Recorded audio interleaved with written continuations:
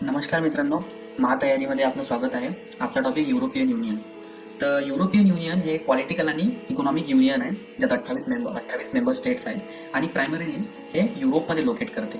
ठीक आहे. पूर्ण युरोपमध्ये बघा 51 कंट्रीज आहेत आणि युरोपियनमध्ये 28 देश. तर जर तुम्हाला कोणी विचारलं की पूर्ण युरोप हा युरोपियन युनियनचा हिस्सा आहे का, त्याचा आन्सर नाही असायला पाहिजे. ठीक आहे. युरोपमध्ये 51 कंट्रीज आणि युरोपियन युनियन 28 कंट्रीज. ठीक आहे. तर हे एक इंटरनल सिंगल मार्केट आहे. इंटरनल सिंगल मार्केटचा अर्थ असा होतो की जसं भारत, की बघा इथे 29 स्टेट्स आहे, 29 राज्य आहे. पण तुम्ही जर महाराष्ट्रामध्ये जर काही प्रोड्यूस केलं तर ते तुम्ही आंध्र प्रदेश, तेलंगणा, केरला कुठेही जाऊन विकू शकता. तुम्हाला काही अडचणी येणार नाही, काही टॅरिफ नॉन टॅरिफ बॅरियर्स नाहीत. तसंच इथे आहे की 28 देश आहे, याचे मेंबर आहेत. जर तुम्ही 28 पैकी कुठल्याही देशमध्ये जर काही बनवत असाल तर तुम्ही फ्रीली कुठल्याही देशमध्ये ते विकू शकता. कुठलेही टॅरिफ आणि नॉन टॅरिफ बॅरियर्स तुम्हाला येणार नाही. तर त्यालाच आपण म्हणतो फ्री मुवमेंट. ठीक आहे. Free movement of people, goods, service, capital. ठीक आहे. तर इथे एक टर्म लक्षात घ्या, इथे एक सांगितलं आहे शेंघन एरिया. तर शेंघन एरिया हा एक असा एरिया आहे जिथे तुम्हाला पासपोर्ट कंट्रोलची आवश्यकता नाही. तुम्ही या एका देशातून त्या दुसऱ्या देशात जाऊ शकता, कुठल्याही विजा वगैरेची गरज नाही. असं free movement, complete free movement आहे. तर इथे थोडीशी आयडलँड आहे, जसं युकेला कम्प्लिटली फ्री मुवमेंट नाही आहे, तिथे थोडंसं पार्शियल शेंघन एरिया त्याला म्हणतात. तर ते आपण बघू. तर EU बद्दल बघा की EU मध्ये 28 मेंबर स्टेट्स आहे, 28 देश आहे आणि 7.3% वर्ल्ड पॉप्युलेशन इथे राहते या 28 देशांमध्ये.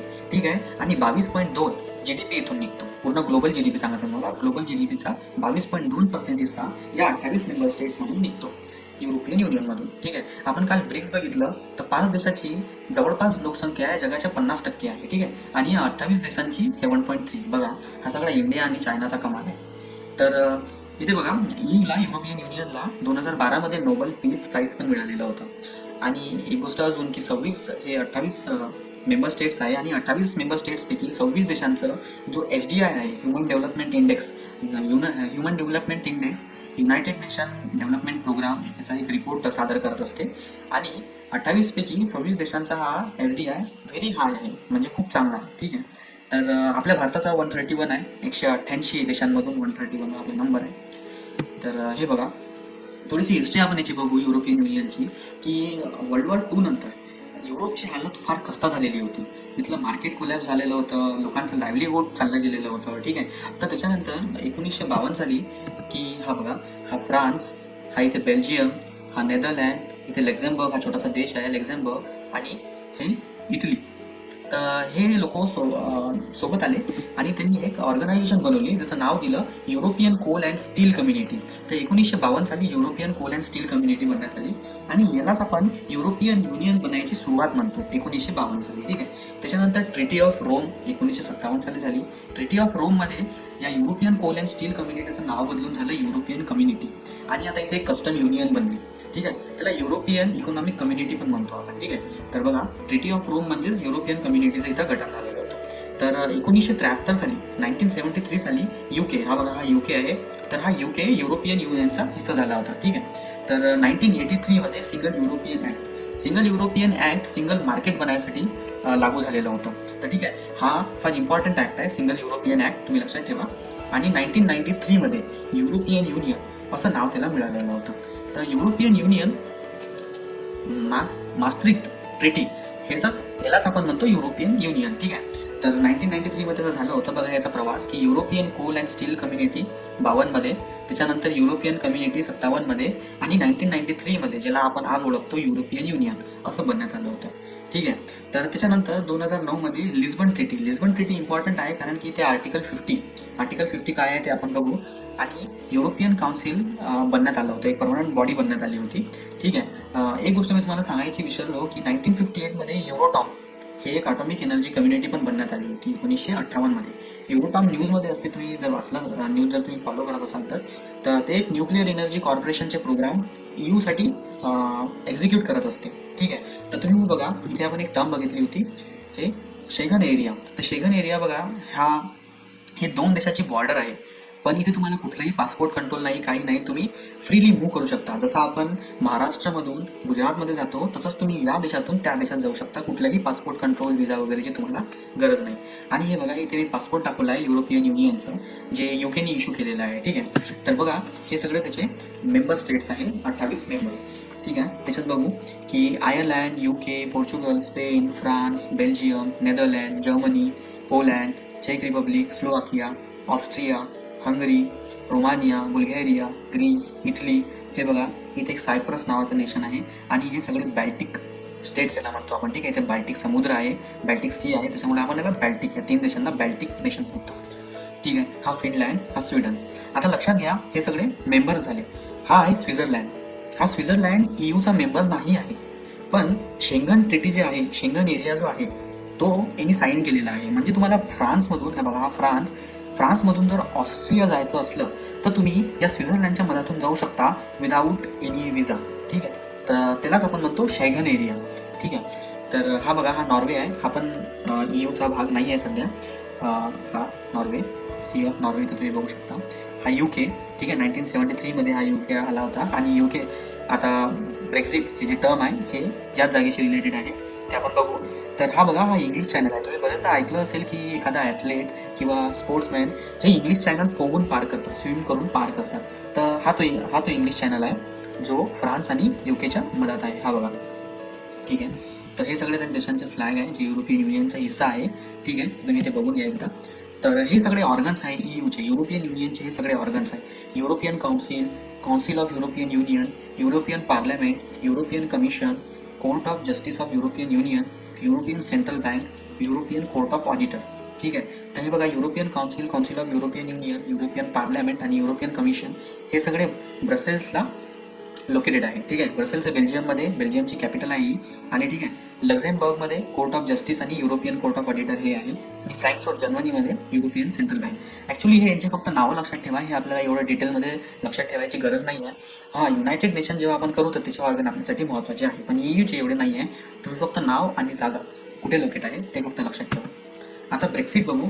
ॲक्च्युली ब्रेक्सिट आहे काय, ब्रेक्सिट हे टर्म कुठून आलं, तर ब्रेक्सिट हे टर्म ब्रिटन एक्झिट अशा नावाने आहे. ठीक आहे, तर का बरं हे ब्रिटननी हे निर्णय घेतला की आपण युरोपियन युनियनच्या बाहेर पडायचं. तर इथे 23 जून 2016 साली एक रेफरंडम झालं होतं. रेफरंडम म्हणजे इथले लोक जे सिटिझन्स आहेत ब्रिटनचे ते डायरेक्टली वोट करतात. तर डायरेक्टली वोटमध्ये असं लक्षात आलं की 51.9 म्हणजे अप्रॉक्सिमेटली 52% लोकांनी युकेला ब्रिटनला EUच्या बाहेर काढायचा निर्णय घेतला. ठीक आहे, आणि 48% लोकांचं म्हणणं होतं की EU मध्ये UK राहायला पाहिजे. तर हे रेफरंडम जे होतं हे पूर्णच्या पूर्ण डेव्हिड कॅमेरॉनच्या अगेन्स्टमध्ये होतं. कारण की डेव्हिड कॅमेरॉन हा तेव्हाचा प्राईम मिनिस्टर होता ब्रिटनचा. तर हा तेव्हा याचं म्हणणं होतं की UK आणि EU हे एकसोबतच राहायला पाहिजे, ब्रिटन आणि EU वेगळे झाले नाही पाहिजे. तर हे जे रेफरंडम होतं हे याच्या अगेन्स्टमध्ये होतं. तर रेफरंडम आल्यावर या डेव्हिड कॅमेरॉनला रिझाईन करावं लागलं ॲज अ प्राईम मिनिस्टर. आता जी नवीन प्राईम मिनिस्टर आलेली आहे थेरेसा मे. ठीक आहे, तर थेरेसा मे यांनी म्हटलं आहे की मार्चच्या म्हणजे याच महिन्याच्या शेवटपर्यंत आम्ही ब्रेक्झिटचं रिझॉल्युशन पार्लमेंटमध्ये इंट्रोड्यूस करू. ठीक आहे, तर हिने एक माणूस नेमलेला आहे, त्याचं नाव आहे डेव्हिड डॅविस. तर आता त्याच्याकडे पूर्ण रिस्पॉन्सिबिलिटी दिली आहे या ब्रेक्झिट या गोष्टीची. तर तुम्ही बघा की आता हा ब्रिटन हा EUच्या बाहेर पडाल तर काही ना काही परिणाम होतील. तर काय परिणाम होतील, तर या डेव्हिड कॅमेरॉनचा एक चान्सेलर होता, त्याचं नाव होतं जॉर्ज ऑसबॉर्न. तर त्यांनी हे प्रेडिक्ट केलं होतं की जर ब्रिटन हा जर EUच्या बाहेर पडला तर इकॉनॉमिक क्रायसिस येईल. कोणावर, EUवर, युरोपियन युनियनवर. ठीक आहे, आणि अशी परिस्थिती येऊ शकते की तिथे आपल्याला इमर्जन्सी बजेट वगैरे इंट्रोड्यूस करावं लागेल. तर हे सगळे त्यांनी परिणाम प्रेडिक्ट केलेले होते. तर आता तुम्हाला मी एक गोष्ट सांगितली होती की आर्टिकल 50 या लिस्बनमध्ये 2009 मध्ये जे लिस्बन ट्रिटी झाली होती तिथे आर्टिकल 50 इंट्रोड्यूस करण्यात आलं होतं.